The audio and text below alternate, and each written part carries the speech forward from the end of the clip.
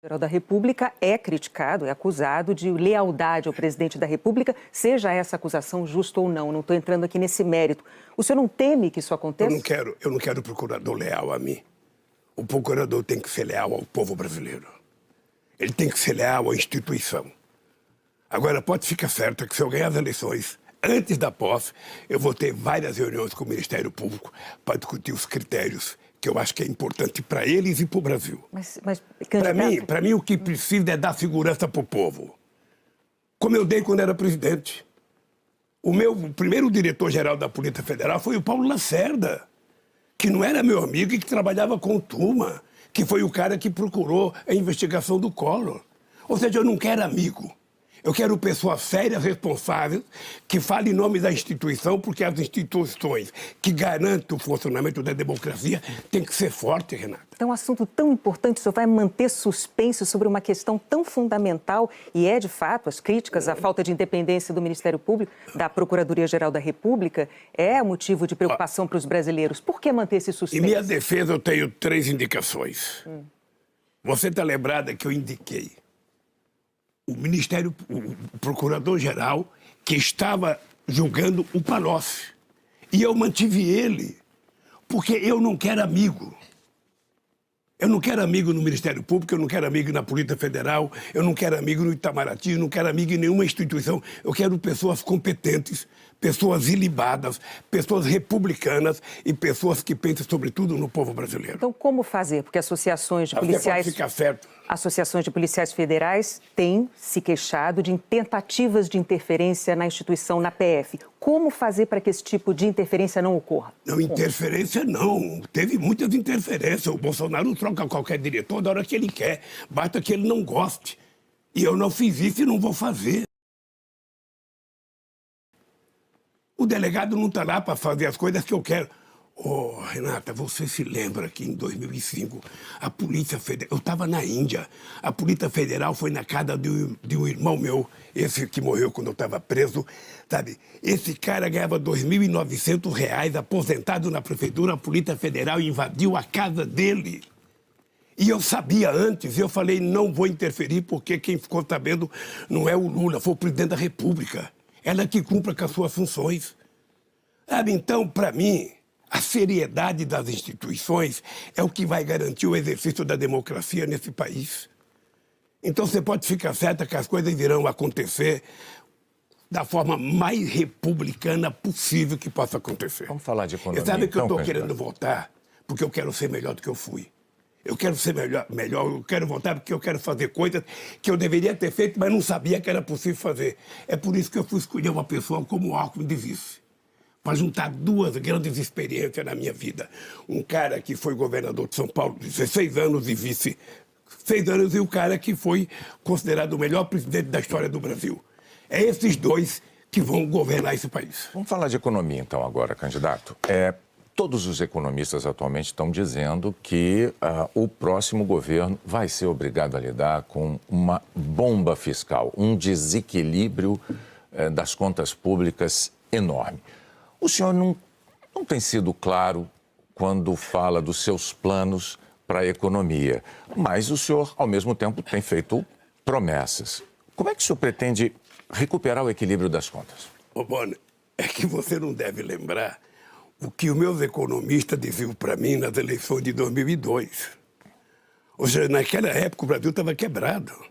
Naquela época, vocês lembram que o Brasil quebrou 2 vezes no governo Fernando Henrique Cardoso?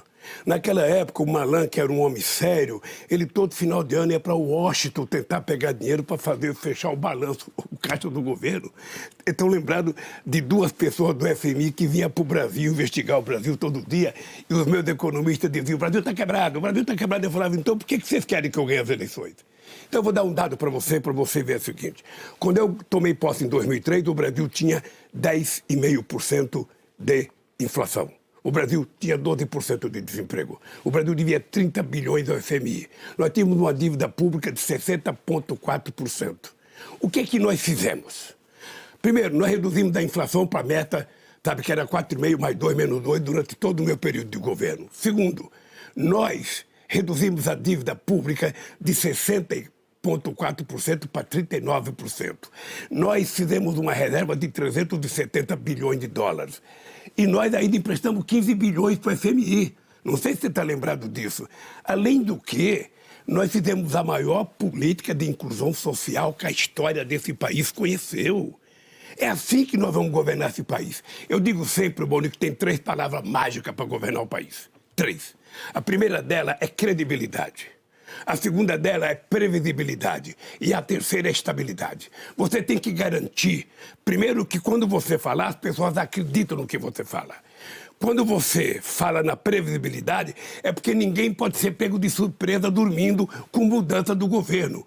E a estabilidade é para você convencer o governo, cumprindo com a sua tarefa, que os empresários privados do Brasil e os empresários estrangeiros tenham condições e saibam que tem estabilidade para fazer investimento aqui dentro. E você sabe, eu vou terminar dizendo o seguinte, nunca antes na história do Brasil esse governo teve uma chapa como Lula e Alckmin para poder ganhar credibilidade interna e externa para fazer acontecer as coisas no Brasil. Mas ainda na economia, depois dos seus 2 mandatos, candidato, veio o governo Dilma.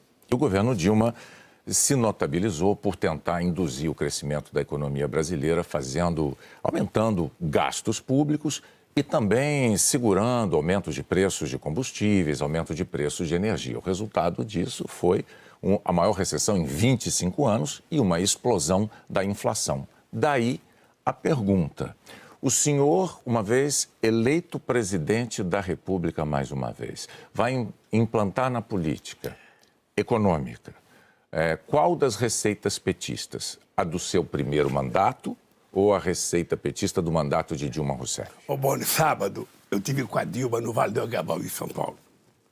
E a Dilma sabia que eu vinha aqui. E a Dilma falou assim para mim: ô presidente, se perguntar do meu governo, não responda. Fala para me convidarem que eu vou lá para discutir com eles. Tá? Mas o que eu quero dizer para você?